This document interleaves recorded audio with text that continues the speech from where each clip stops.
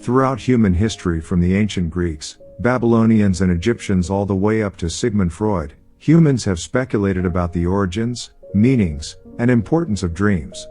Several cultures considered dreams to be messages from another realm and attached great importance to them. The website Inside Science, which in its own words strives to provide reliable news for an expanding universe, gives us this explanation of dreams from a materialistic physical perspective. There is a stage in the sleep cycle called rapid eye movement sleep, or REM sleep. During REM sleep, 9 out of 10 people report dreaming. So, researchers often use REM sleep as a signal that someone is dreaming. Those flickering eye movements have even been suggested to correspond to scene changes during dreams.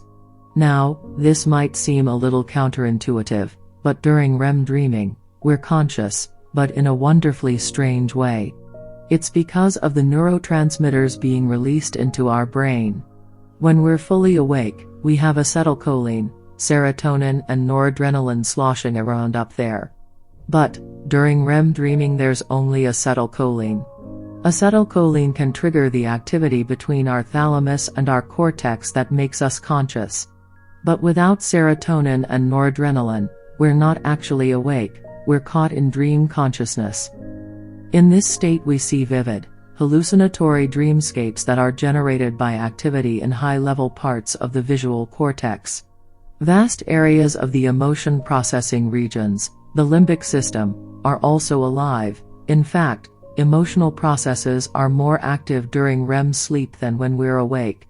And on top of that, the area that focuses attention and imposes top-down logical thinking is strongly deactivated. So, our dreams can become hyper-emotional. It's even suggested that dreaming helps us process emotional events in our lives. Interestingly, the near-death experience is causing some scientists to radically re-examine their understanding of human consciousness. One of these scientists is Dr. Pim van Lommel. Consciousness is beyond time and beyond space. It's always everywhere, inside and outside. But you receive it when you have a functioning brain, and the brain has a facilitating function and not a producing function to experience consciousness. It is also a kind of filter. There's a lot of information, but it filters it also a bit. As a transceiver, it transmits information from your body, your senses, to your consciousness, and you receive information from your consciousness into your body. So your brain is an instrument. Where your TV set is damaged, your program will not be fair, or will you get lost.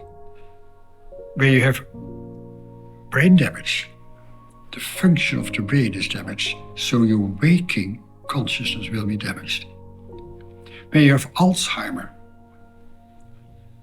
your waking consciousness is damaged, but your real non-local consciousness cannot be damaged at all, because it's always there, in another dimension, without time, without space.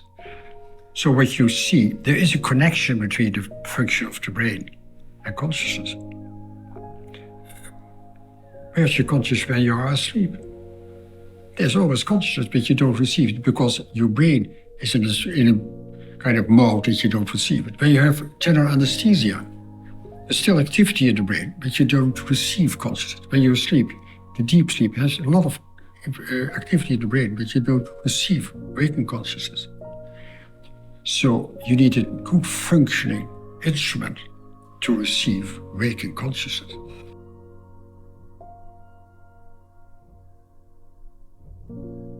With close family and friends, I realized the memories post-coma were more complete than the memories had been pre-coma. That's kind of astonishing, but it brings up the point that we elaborate on in that book, Living in a Mindful Universe, that neurosurgeons are beginning to accept that long-term memories are not stored in the brain at all. It's one of the final nails in the coffin of materialist neuroscience. You can damage a conversion of short-term to long-term memories by damaging the medial temporal lobes, the hippocampus, and those structures. We learned that in the early 1950s. But that doesn't have anything to do with long-term memory storage. They don't seem to be stored in the brain at all. Dr. van Lommel's study of the near-death experience at 10 hospitals in the Netherlands was published in the prestigious medical journal The Lancet. His conclusions are a radical departure from the current theory of human consciousness as a product of the brain. Dr. van Lommel went from being a skeptical cardiologist, intrigued by conversations with reanimated cardiac arrest patients, to a serious near-death researcher equipped with a knowledge of quantum mechanics. His conclusions are indeed a paradigm shift, and represent a role reversal of sorts. Within his framework, the survival of consciousness is not wishful thinking, it is a logical conclusion. This video is not about the near-death experience, perhaps I'll do that in a future video. However, before moving on to dreams, it's worth mentioning how closely Dr. van Lommel's conclusions mirror some of the Baha'i teachings regarding the realm of light. Here are a few examples.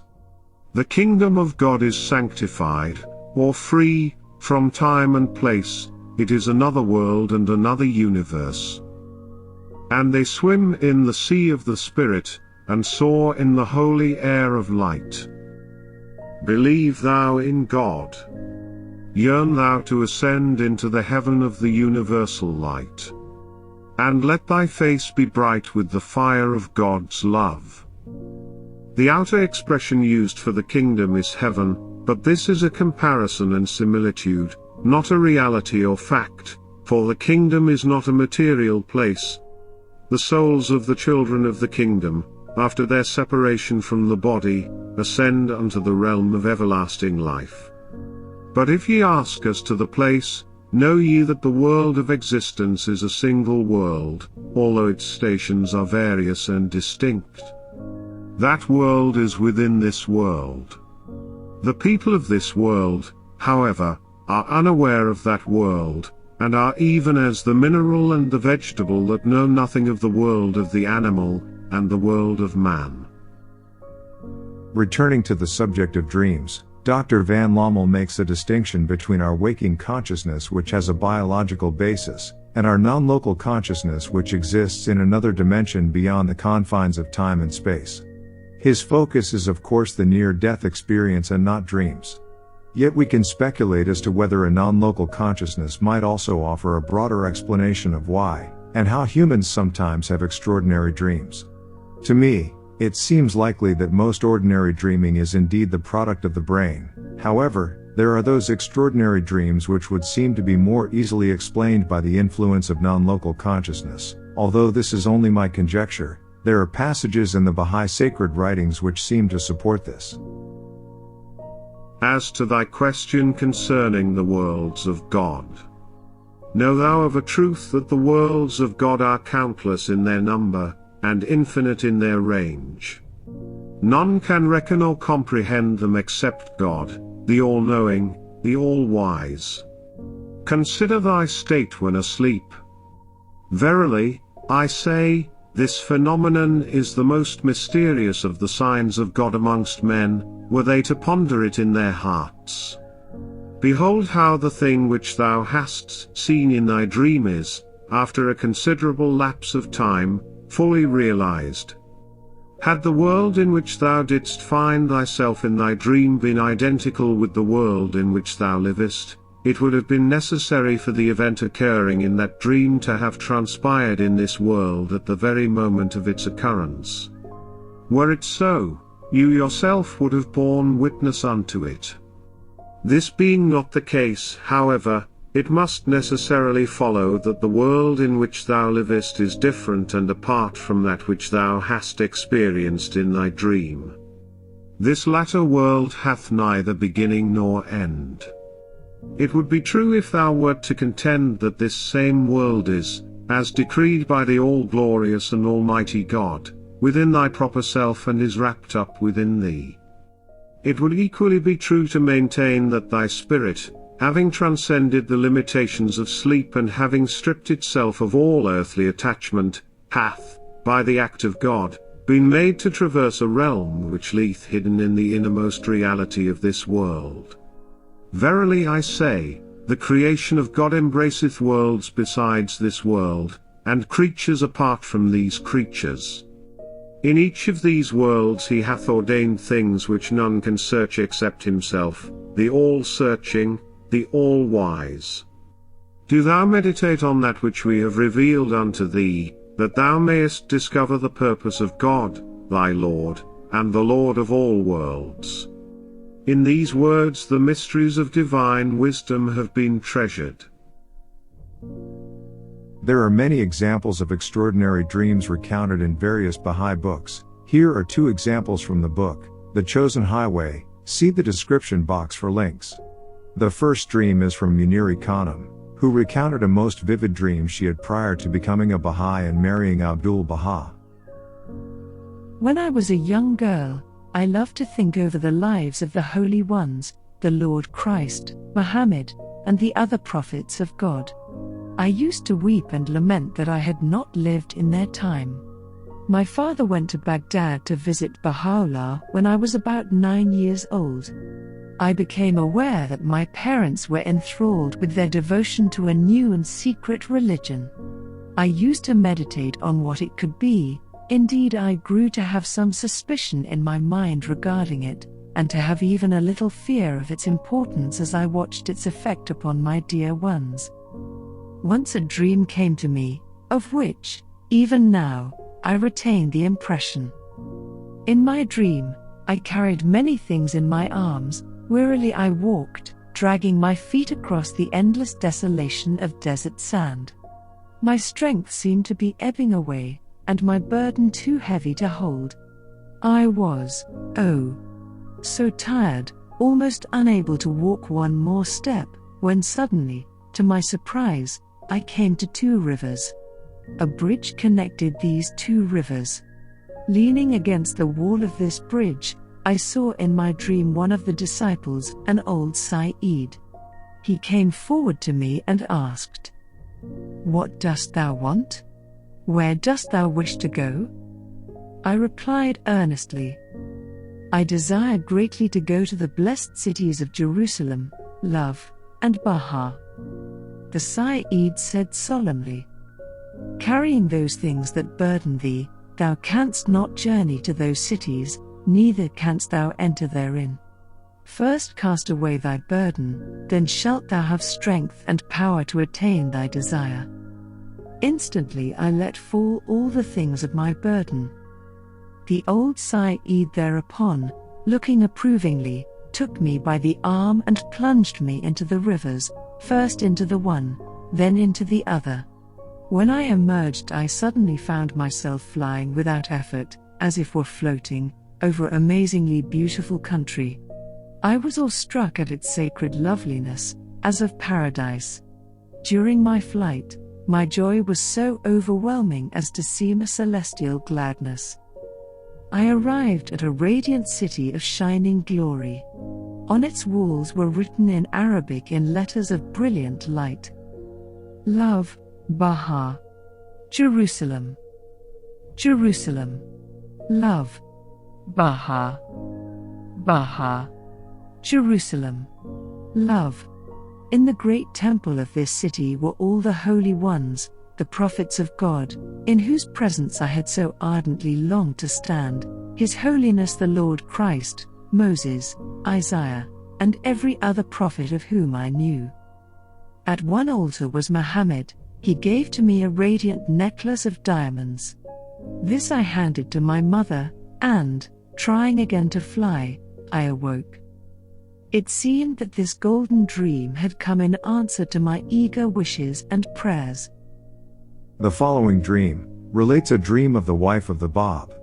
It was told to Muniri Khanum on her way to the Holy Lands to wed Abdul Baha. During her journey, she spent time with the wife of the Bab who recounted this dream to her. Now there was a sweet and lovely cousin of Sayyid Ali Muhammad named Khadija Sultan Begum. These 2 had played together as little children, and had been great friends. According to the custom of the country, they did not meet as they began to grow up. One night Khadija Sultan Begum had a vision, which many years afterwards she related to Muniri Khanum, wife of Abdul Baha, who was destined to play a great role in this amazing tale. I dreamed a dream in which Fatima, the daughter of Muhammad, came to me and said, "Arise. I desire that you become the wife of my son. So majestic she looked, as she stood, tall, slender, and graceful, so wonderful was the beautiful mien, so marvelous her loveliness of expression, so glorious her countenance, that I could no longer gaze upon her, but look down, feeling overcome with awe, and all unworthy of so high an honor. I did not speak of this vision to my sisters, they would have thought me to be filled with pride and self-assertion. But the vision filled my thought day and night, it seemed to enfold me in a kind of sacred atmosphere of joy indescribable. A few days after this vision, the mother of my playmate of years ago, Saeed Ali Muhammad, came to me, and standing in the self-same attitude, and in the very same spot as the visitant of my dream, spoke words to me, which I understood as conveying her wish that I should be the wife of her son. By this I became aware that her son, afterwards my glorious husband, was a chosen one. Accordingly this lovely girl became the wife of Saeed Ali Muhammad. All the people wondered at the sublime beauty of the bridal pair. Also from the book, The Chosen Highway, here is a brief passage of a woman who told Abdul Baha of her dream. Last night, Master, I dreamed that I was in a garden of such beauty that it seemed beyond the power of the most perfect human gardener to have created it. In this garden I saw a beautiful girl, about 19, who was caressing the flowers. As I came into the garden she lifted her lovely head and came towards me with outstretched arms, as though in great love and joy at my visit. I looked at her amazed, and then I saw a startling resemblance to the tiny daughter I lost many years before. Abdul Baha smiled his miraculous smile. My child, you have been permitted to see your daughter as she is now, walking in the sacred garden of one of the worlds of God. This is a bounty of God to you. Rejoice and be happy.